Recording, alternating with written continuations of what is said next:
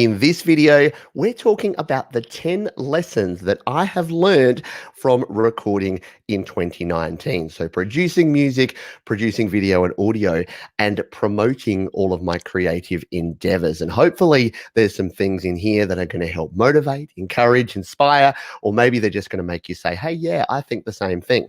I do, however, also want your lessons for 2019. If you're here live here on YouTube, you can drop those in the chat and we'll circle around at the end and take a look at some of those. If you're on the replay, I love you just as much. Just drop your best lesson or lessons from 2019 that you've learned down in the comments. I'm always down there chatting to all of you good folks, so I look forward to seeing you there. What is the format for today? So I do have the 10 lessons that I've learned. Now, these are all very strategic lessons. So these will hopefully give you that motivational boost and push you in the right direction. But I know that you're probably saying, Pete, I need some practical stuff too. Like I need to know what I can actually do. So at the end, I'll actually be throwing in 10 bonus quick tips that are tactical. So that means things that you can actually do right now for free with your music that is actually going to help it. Your music, your video, your recordings, your social media, all of that sort of fun stuff, all of this creative, what do we call it? Content these days? Does everyone like that word? The content, that's the overarching sort of encapsulating word. Should be studio content today.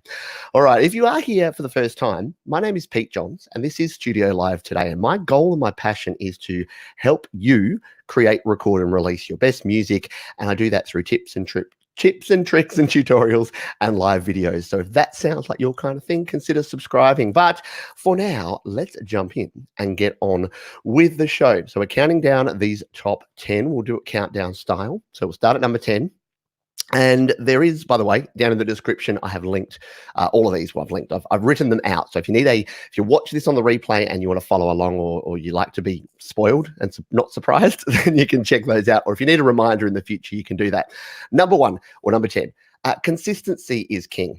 So what I've learned in 2019, and you may have noticed this if you've been hanging out here on the channel, I've been putting out at least one video every day. So there may be one day that I missed and I did 2 videos in one day technically, but I've been averaging a video per day. Now this has been a big change for me, and what it's driven is it's done a couple of things. It has helped me in terms of being able to get as much content out to help as many people as possible. So that is great. But for me, it has really developed that muscle. It's developed that muscle memory. It's improved my technique. It's improved my ability to do things really quickly and my workflow. So here's the thing. A lot of people think consistency, if you're just doing something all of the time and you're getting it out quickly, isn't that reducing your quality? I actually flip that around and say the argument is the other way around, that if you are doing something consistently and you're getting it started, finished, and out, and then start again, start, finish, out, you actually learn what works and what doesn't work. So consistently producing, whether it's videos like I've been doing or music, is something that I think is really important. So consistency is king with your music. Play every day, record every day, create, record, release, all those good things that I say here. Number 9 in the countdown, variety is also king. If consistency is king, variety is, I don't know, emperor. So having variety and trying new things, and we'll talk about this in some other things as well in the next couple of tips, but finding your niche. And this is the thing. Some people go with variety and they think that variety is find whatever's popular and just create that. So you're like, I just want to, I'm going to suddenly create trap music. And then I'm going to go onto TikTok and see what's popular and start creating that. Now, if you're creating music just for popularity or just for income, then maybe that's a good thing. But if you're creating music for you and you're creating music that you want to be proud of, then my suggestion is to not limit yourself, but to try different things. You will eventually find your niche. You'll find the things that you like and the things you don't like. Doesn't mean you can't then go and try new things as well, but you will sort of get into a little niche of things that you actually like. So trying different things. Until you try the different things, you won't actually know what you like. So I used to do a lot of sort of punk and rock, and I thought things like folk and country and singer-songwriter stuff were a bit lame. Then I started, I got an acoustic guitar. I started playing singer-songwriter, folksy kind of stuff, and I realized I really liked it. And I liked listening to it, and I liked creating it. And I wouldn't know that if I just kept the electric guitar cranked up to 11 and didn't try new things. Speaking of trying new things, number 8, failure is essential. So me, everyone, we as humans are a little bit worried about failure. We're worried about what other people will think, and we're worried that we're going to be deemed as unsuccessful and that we're going to be deemed as not able to do things. The way I look at failure these days, and over the last year in particular, is that every time you fail, you learn as much, if not more, than you do from your successes. So, what do I mean by that? What if you release a song and it's really not good? And you get a lot of feedback from folks saying, uh, good try, but you might want to try doing this, this, and this, or you might want to do this, this, and this. I've learned more from my bad songs, from people giving me open and honest feedback, and me being able to implement that in future songs than any song where I put out and people go, hey, nice jam, Pete, well done. Like, that's good. That's nice to hear. Yeah, pat on the back for everyone, but it doesn't actually help you develop and get better and improve upon what you're actually producing. So, failure, not being afraid to fail, get your stuff out there. And if you fail, go, great, tick. It's kind of like money. Like, people will make money and that seems good. Like, yeah, someone give you $20. That's great, right? But if you don't spend $20, if you save $20 by not going out and seeing the new Star Wars, I don't recommend that. I know a lot of Star Wars fans. Steve here on the live stream, I know you're a big Star Wars guy. But if you didn't do something and you saved that money, that's still $20 in your pocket, whether you get it or whether you don't spend it. So I look at failure like that. Failure is just as important as the successes you get. Number 7 in the countdown. And we've talked about this a bit, but open and honest communication. So it's a weird one because I don't think I ever lied as such, but what I would do in the past is I would be less than 100% truthful, whether it's in my feedback, whether it's in my feedback to myself, or whether it's in the way that I'm interacting with other people. So someone would say to me, hey, Peter, what do you think of this death metal song? And I'm just like, yeah, that's really good death metal song. Well done, you.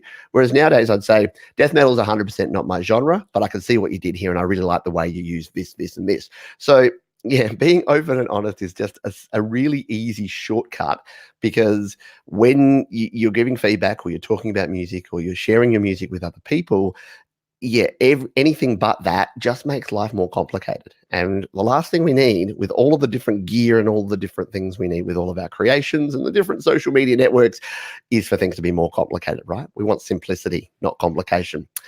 Down to number 6. Number 6 is to find your workflow. Now, this is related to the other one, related to consistency, related to variety, related to failure, but finding your workflow and finding what works for you. And not that you shouldn't listen to others, but not listening too much to others when they say, oh, what you're doing is wrong. You should use this software. You should use this piece of gear. What you should use is what works for your workflow. And I've gone on probably 20 odd rants in the last year all about this, about which DAW, which digital audio workstation should you use? Should you use GarageBand or Pro Tools? Which interface should you use? These all come down to personal choice. And I said this the other day, someone, I think it was a tweet that someone put out there and I was inspired by it to sort of tweak it around to music. And I said, this song really connects with me and it really rocks, but I wonder what DAW they used. Said no music fan ever. I've never, I don't say never, because sometimes I'm like, I really want to know how they recorded that. Like, I like those behind the scenes recordings, but I've never listened to a song and said, I'm still on the fence with this until I find out that they actually used Logic or Pro Tools or Reaper to record it. I honestly don't care. If it's a good song, if it connects with you, and if it rocks or does whatever, makes you laugh, cry, sneeze, whatever the intention is, then it's a good song. And that's what I'm talking about. Find your workflow, find what you use that helps you make your best music. It is all about you. I know I talk about sharing, I talk about other people, but when it comes down to you creating your music, it is all about you. Right, number 5. Number 5 is respond to feedback and comment on other people's work, basically. So it's all about communication here. And I've learned over the last year through interactions on Facebook groups, on Twitter, on Instagram, on TikTok, on email, that there's an expectation, like there's a two-way communication expectation that sometimes we forget about. So sometimes, and I'm guilty of it. So by the way, if you're thinking Pete's here lecturing and pushing this all out, this is as much for me, this is much channeled back to me because these are the things that I've learned and that I've had to constantly be telling myself over the last sort of few months as I've been learning them over not only this year, but the last 40 years as well. Well, maybe the last 36 years that I've been a conscious, sentient human. Before that, I was a robot. But yeah, responding and replying to feedback. So you'll notice that in all of my videos, even though I do a video every day and I do get probably 20 or 30 comments every day, sorry for the humble brag, I do try to get down there and actually answer every question, or at least respond to every comment, or at least give a thumbs up or a heart to say, yeah, I read this, I heard this. And what I found is that does a couple of things. It gives me a whole lot of information. So it helps me work out what videos to create. If it's about my music, it gives me tips and it gives me feedback on what I should do with my music, but it also engages with another person. Now, if you look at this on the nice, do unto others kind of level, then yay, big tick there. If you just want to be a good human and you want to interact two-way with other humans, if you expect other people to engage with your music, you should be engaging with as many other people's music as possible. If you want to flip it over to the business side, if you really want to go that way, it actually helps with the algorithms. It helps with the social media engines. It helps your content be pushed to other people.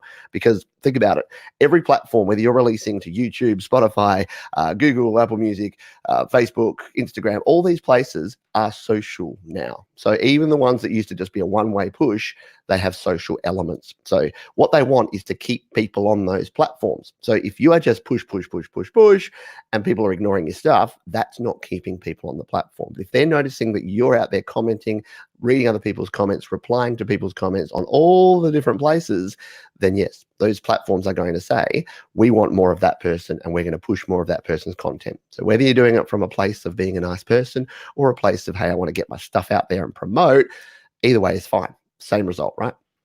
All right. On the homeward stretch, number four, less is more. There is an absolute tendency to fall into overwhelm when it comes to creation. I've been guilty of it a lot, and I've actually had to strip everything way back. One of the big lessons I learned this year is that I was pushing up to 20, 25, 30 tracks in a lot of my songs. Things were getting complex, things were getting muddy. I wasn't enjoying it. I was spending more time with the admin side of trying to create music than the actual creative side. So what did I do? Grabbed my acoustic guitar, wrote a couple of songs that were literally one voice and one guitar, and had a heck of a good time. So sometimes the simplest approach is the best. Now, this won't work for everyone. Some people like the complexity. Some people like the bells and whistles, and I don't begrudge them for that. Some people literally don't ever finish an entire song. They just love downloading apps and software and plugins and effects and just noodling all day long. If that's what floats your boat, good luck to you. Absolutely. Do your thing. But don't then say, oh, I really wish I had released music, when all you've been doing is downloading apps and playing around and noodling for the last 12 months. If you do want to release your songs, if you do want to share your music, then it's really important that you find a way to simplify things down so you're actually finishing and getting your music out there, which leads me to number 3, which is to share your music. How many times, if you've been watching the channel this year, how many times have you heard me say create, record, release? Well, it's my mantra for a reason, because I honestly believe that by creating, recording, and then releasing or sharing your music with the world, that is the best way for you to learn, to grow, to develop, because you learn what works well and you learn what doesn't work well. You get feedback from other people, and then you can implement that feedback in your future songs. So that's important, because you don't know what you don't know. And without going into a massive psychology lesson here, we have biases, and we have sort of conscious and unconscious biases, and we have blockers, we have these blind spots that we have in ourselves that we don't actually know that we're doing. And sometimes it takes other people to be able to tell us. Now, yeah, this is a slippery slope, because other people will often tell you things that are not true, either on the good side. They'll either have the American Idol syndrome, where they're like, everything you do is awesome. Like the mother of the American Idol contestant who's never told their son that he actually can't sing. Yeah, that kind of jam. Or it might be the other way, that they're just being hateful for the sake of making you feel bad, because that's their part-time hobby, or sometimes full-time hobby, is going on to Facebook and YouTube and Instagram and just shooting people down. So yeah, find that balance in between. But again, sharing your music is, in my opinion, one of the most important things that you can actually do. Moving on to number two. I get asked this question a lot. People will say, Pete, you put out a video every day. You release a song most months. You're doing all of these things on your channel. You're doing all these things with music. How do you find the time? Does your family still like you? Do you hold down a job? Do you have any friends? Do you ever socialize? So yes, the answer to all those things is yes, yes, yes. The reason that I can do what I do is I have chosen my sacrifices. So 2019 was a year of sacrifice for me. Now, that may sound negative on the surface, but it's actually super positive because what I chose to sacrifice were the things that weren't bringing me and others value. Now, this doesn't mean you can never have any fun, but what I sacrificed is basically TV and video games. So for me, they were the two things that when I looked at my week, I looked at we've got 168 hours in a week, right? There's a heck of a lot you can do in 168 hours. Yes, you should sleep for about 70 of them, not 70, 50. Who's getting 10 hours a night sleep? You should sleep for about 50 hours. You might need to work for 50 hours. You know what? That still leaves you 68 hours to do with what you wish. And yes, you want to get family time in there. That's great. You want to get friends time in there. I don't know anyone who's spending 68 hours of engaged activity with their family and friends. And if you are, and if you're happy doing that, more power to you again. But for me, what I found is that I was spending those downtime sitting down, watching Netflix, sitting down, playing NHL hockey on my PlayStation for 2-3 hours. Time would slip away. I'd get tired. I'd drink a beer. I'd go to bed. Like that was literally the sort of things I was doing. So what I decided to do was to choose my sacrifices and say, instead of actually doing those things, what if I devoted all that time to music, to video production, to engaging with people on social media and to growing my music and growing my channel here. And that's what 2019 was all about. And that was, for me personally, that was successful. And other people in similar situations I've seen have had success with this as well. So it's not for everyone. And I'm not saying go out there and stop doing the things you love. Do the things you love, but maybe you can turn the thing you love into something cool. So maybe if you are literally wanting to play your video games, and let's say you are massively into NHL hockey, do what a lot of other people have done. Create a YouTube channel around NHL, EA Sports NHL, and then you can actually sort of make your passion into something that you do that's going to be productive and help others as well. Just an idea, but yes, if you want to go to the next level, sometime you will need sacrifice. And if you say, I don't have the time, do that task, do that exercise, sit down and actually realistically, genuinely look at what you spend your 168 hours on every week. I think you'll actually be surprised how many windows of time there are that you can actually utilize. And the number one of these, and then we're going to jump into some tactical stuff as well as chat to the folks that have been here live, that have been listening to me rant here live. If you are here live or if you're watching on the replay, you're getting value out of this. If you hit the like button, that just tells me that you want to see more things like this and maybe you're getting some value.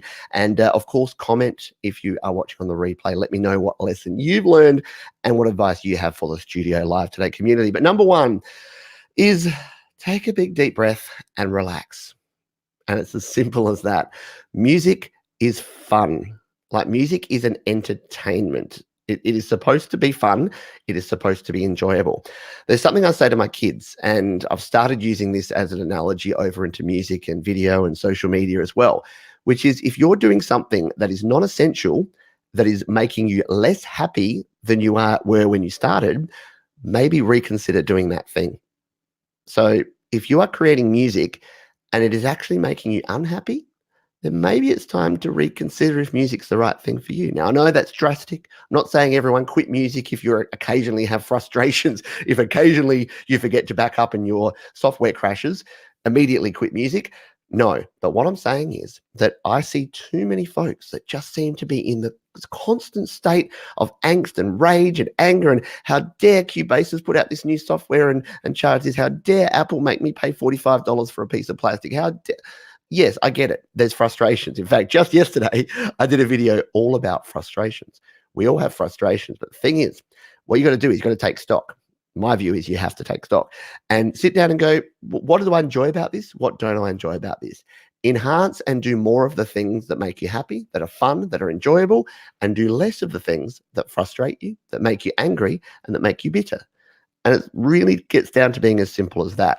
So if you're struggling, if you're finding it difficult, doesn't mean stop completely, but maybe just change things up, maybe simplify things, maybe take some of the other 9 pieces of advice there and do something a bit differently that might actually help you. and get back to the place of fun, because music is supposed to be fun. And I hope it is for you in 2020 and beyond. Whew, that was a lot of information in a short period of time. So yes, I hope some of you got some value out of that as well. Hello again to all the folks that we have here online. We've got, I'll just see if we've got any questions or comments from any folks here about what they are finding is working. So we've got the Pyro Steve here, says talking to other creators also opens you up to being able to collaborate. And what's cooler than creating a song yourself? Creating something with a friend. I 100% agree. And I can't believe I didn't even put that in there, because I have done some amazing collaborations, both video collaborations with a bunch of amazing folks that I've interviewed here on the channel, as well as audio and music collaborations. So yes, being present, that two-way communication can really help open you up with that. Yeah, so Jade Star says, as someone who taught singing for over 10 years, it's a lot easier being blunt if someone's voice is bad, as they are paying you for it. 100%. Yeah, I agree with that. Like, sometimes we do sugarcoat things too much. I don't think you need to. What I normally do, here's a feedback tip, a bonus tip. If someone wants feedback, I'll ask them if I can be 100% honest. And most people will say yes. Some people will say things like, this is the first time I'm sharing, go easy on me. And I'll go, okay, cool. So in that case, I'll focus more on the positives and give them a few tips and hints around the negatives. If they say, yep, 100%, I need this to be the best it can be brutally honest, I'll say, okay, cool. You missed this note, this note, this note, this note, and this note. Your guitar was out of tune in the second verse, and I think you need to change the chorus because those words don't make any sense.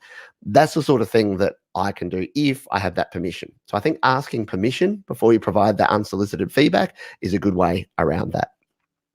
David Thiessen says, thank you for all your help personally with all your social media accounts, Pete. You're a giver. You give so freely your advice, and you always respond with a solution. Well, thank you, David. And yeah, that is something that I've learned and tried to embrace as much this year as possible. So yeah, I hope that that's been the case, and hopefully I can continue to help people, except for the people like Johan, who says, I emailed you recently. Can you check if it arrived, please? Johan, yes, it did. And I'm about 5 days behind on email. So I imagine you emailed me about 3 days ago. And unfortunately, busy time of year. And I hate busy. I hate people saying, I've been busy, which is why I didn't get back to you.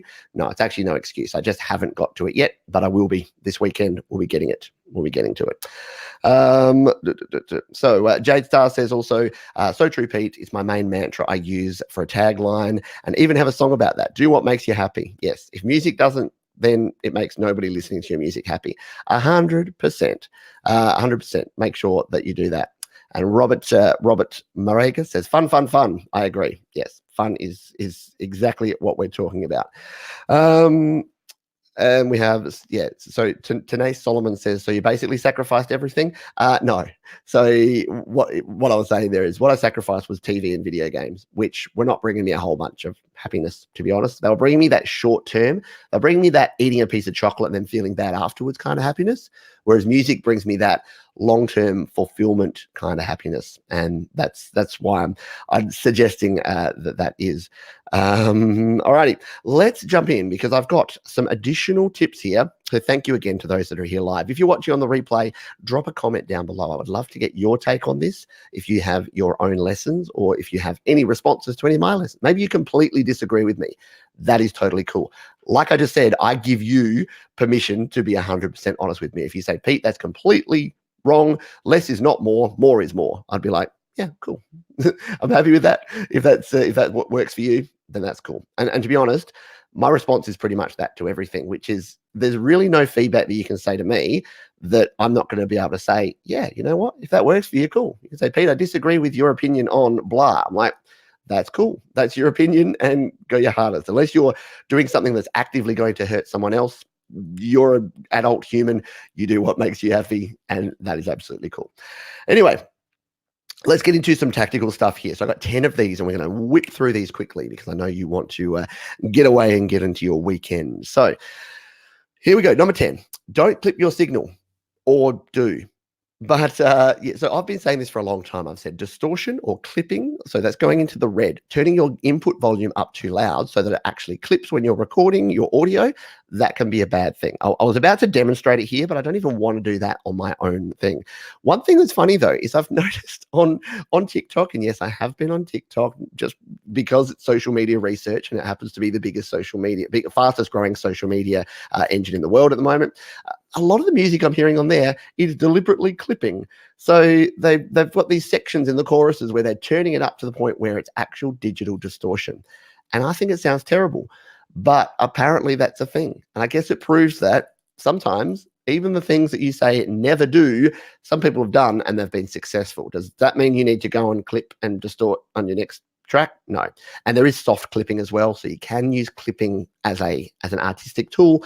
I'm talking about that, like the actual distortion that you get. Try to do that. Number 9, related to that, turn down your input gain, please. So I get sent a lot of tracks from folks, and I've learned this over the last sort of 4 years, but very few people are recording too quietly these days. The problem used to be that people would record too quietly. They wouldn't get a good enough signal going in, especially in the analog days. You needed to turn your input volume up. The problem I see these days is that people are turning things up too loud. So they're going, oh, unless my meter's hitting the orange and the red, bouncing back at the end of everything, it's not loud enough. The problem with this is things like virtual instruments and digital instruments. It's easy to do that sort of thing because you just dial it in and you set it. You're not usually monitoring or listening or dialing in an input gain. But I promise you, the number one piece of advice I have and that I've given folks in the last year, and almost everyone has come back to me and said, Pete, that was the best advice that you've given me, is to just turn things down. Like, you don't need them to be loud. Think about every track being at full volume and then having 4, 8, 16, 32 tracks. That's going to become a big, muddy mess. If you want that separation, if you want your entire project to sound good, then turn down the volume of your tracks. Number 8, something that I need to do more of, and that is to reference your mixes. Referencing not only against other songs that are similar to the type of song you're recording, so that's really important. Bring in, if you're doing a big sort of rap metal rock song, bring in a Rage Against the Machine track, put them side by side and see what yours sounds like and see if that's going to help you get a better sound. But also referencing on different listening environments. So listen on speakers, listen on headphones, listen in the car, listen on the Bluetooth speaker, listen in your home stereo, on your TV. And then get all of that information, tweak your mix, and go do it again. It's never going to be perfect in every listening environment. Keep that in mind. There's always going to be sacrifices, because if you make a mix that sounds great through a mono speaker of an iPhone, it may not sound great through a giant subwoofer because you need to balance that bass out. Yeah. So reference your mixes and you'll get better mixes. Number 6, release your music. Is this 6 or is this 7? 7. Release your music, but do it carefully. So I've always said create, record, and release. But when you are releasing your music, check who you're releasing through, check what platforms it's going to, and then check what you can then do with it. The reason I say that is that if you use things like YouTube, you release to YouTube Content ID, and then you want to use your own music, say in another video, what you're going to find is what I found is that you get flagged by your distributor for you using your own music in your own YouTube video. So keep that in mind. Maybe just release to the other platforms and leave YouTube off if in doubt. But however you release your music, whether it's to SoundCloud, whether it's to YouTube, or whether you use a distribution service, then just get it out there somehow. Again, share your music, create, record, release. I say it enough. Next one is don't stress about copyright. I get copyright's probably like the number 3 or 4 question that I get asked about. It's like, how do I copyright my songs? How do I protect my songs? How do I stop people stealing my songs? And I think we get this way. It's kind of like the whole news cycle thing where you hear the worst case scenarios on the news. So you've heard, oh, Ed Sheeran got in trouble for copyright. Oh, Katy Perry got in trouble for copyright. They stole people's songs, or they had their songs stolen. For every one of those high profile cases, there are literally millions where things are just cool. People have made songs, they've released songs, and they're all good. So here's the hard truth. Number 1, it's unlikely that anyone is going to want your song. Like, I know that's harsh. I think about my babies, the songs I've put out there. I'm like, what if someone steals them? And then I think the chances of that are pretty low. And in the digital age, the reason I say to release your music and to put it out there is that once you've released it under your name, you've got a digital timestamp of that song. And if someone then comes after the fact it becomes their owners to prove that they have a timestamp at an earlier time. And yes, you can say, but what if they're big and famous and they've got expensive lawyers? You know what? If you write a song that is good enough that Katy Perry steals and turns into a track and then releases and makes $1 million, yeah, you might feel a bit bad, but you know what? You can write $1 million song. Just go and write 10 more and sell them to people and make a whole bunch of cash.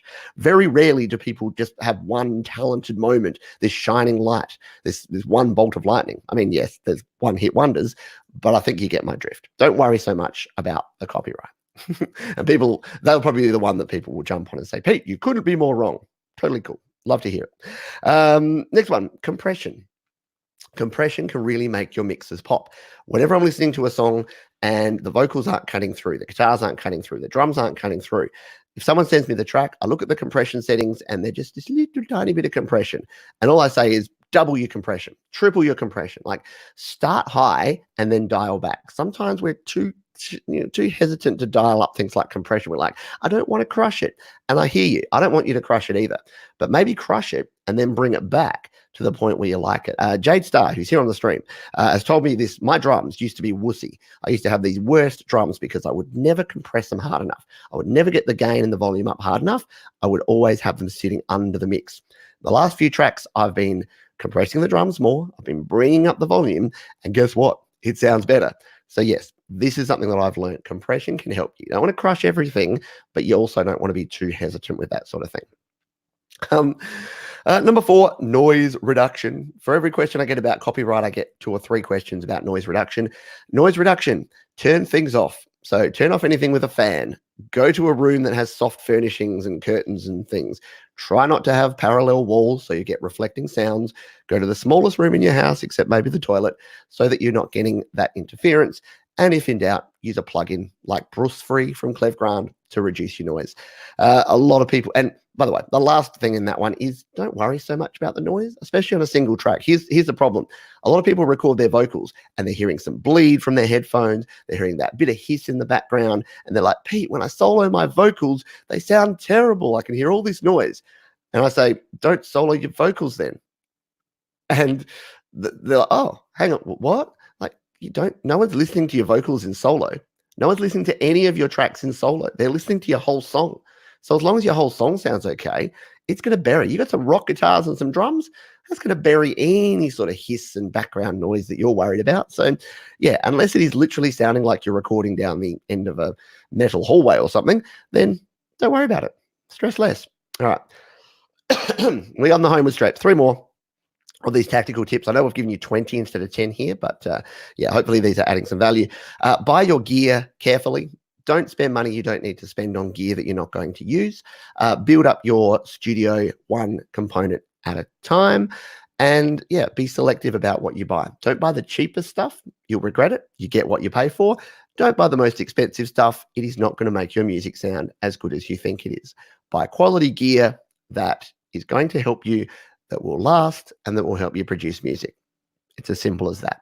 And yes, this is where I throw in a plug for studiolivetoday.com/gear, because if you do want the recommendations I have, which are all that entry to mid-range gear that is quality enough that it's going to last, but is not overkill for a home studio, that's what I have. All the gear I use is over at studiolivetoday.com/gear. Enough promotion. Number 2, listen to more music. Yes, you're a music creator. I get it. But listening to music can be one of the best things for your music creation, because you learn new things. You learn from other people. You do that 2-way feedback I was talking about before. You can comment on other people's music. You actually get so much value from listening in to other people's music. So get out there and listen to music. If you, again, back to that time thing and the sacrifice, so many of us are commuting. Like, that's music listening time, right? That's the time to try, listen to new sounds, listen to other people's music, listen to your own music. Make sure you are listening to your own music. That's a topic for a whole different show. But yes, listen to your own music. If you don't rock out to your own jams, nobody else is going to. But yes, listen to music, find time for music. And the number one tactical thing, and this is very weird to put at the end of what is now 20 tips about your own recording and music and audio. Don't listen to every expert that's giving you an opinion about what you should and shouldn't do. And that includes me. Yeah. So I've just told you 19 things and then said, don't listen to me. But here's why. So what people tend to do is that you'll listen to a bunch of things and then you'll take every single thing to heart. The way I look at it is that this is like a smorgasbord. Like, I'm putting all this stuff out there. You're going, if you relate to one or two of these points and you go, yes, I'm going to change how I do this because of that, then that's going to help you out. If you go, I've got to now do all 20 of these things that Pete just said, that's not going to work for anyone. And it's the same. I don't care if it's Rick Beato, Warren Hewitt, like any of these big guys that are telling you what to do. The good ones, the best experts will never say, this is what you have to do. They will say, here is a concept. Here is how I approach this. Take from it what you will. And every expert that I've ever listened to said that. I did the masterclass from Hans Zimmer recently. And Hans Zimmer he basically said exactly what I say all the time, which is like, create with whatever you have. He's like, I've got a nice $1 million studio here. Of course I do. I'm Hans Zimmer, for goodness sake. But you're not. So, and he said, some of the kids in their bedrooms with like 18-year-old kids with a MacBook are making as good a stuff as some of the composers that have been doing it for 40 years. Tom Morello said exactly the same thing. He's like, don't listen to other people and try to copy their sound. Take the bits of feedback and the advice that you get and craft your sound. And your sound will be different from other people's. And I'll finish on this point, which is that for 2019, the one thing that I've kind of used as my mantra, and I've come to the end of this and I've said, is that in 2019, the main change that I made is that I stopped trying to be like other people and I tried being more like me. And I think that is super powerful. I think the more that you can be like you and just be not the best version of yourself, like don't put pressure on yourself like that, but if you can enhance your own natural tendencies, if you try to be like someone else, it's just not going to work for you. If you are you and you just keep enhancing and being more like you, then I think that's going to work out for everyone. That is my view anyway. All righty, we're going to have to finish up here, but thank you for being here. If you did get some value from this video, hit the like button. Make sure you subscribe to the channel because I am here every day. I am down in the comments as well. So if you jump down to the comments, I will be down there. I promise you. If I don't respond to you, you can email me. My email address is down there as well. Email me and say, Pete, you didn't respond to my comment, and I'll get onto it. Eventually. As I said, I'm 5 days behind on email, but I'm catching up today. Thank you, everyone. Appreciate you. Have a great weekend. Have a great week. Have a great year. And I'll see you in 2020 for more creating. Cheers.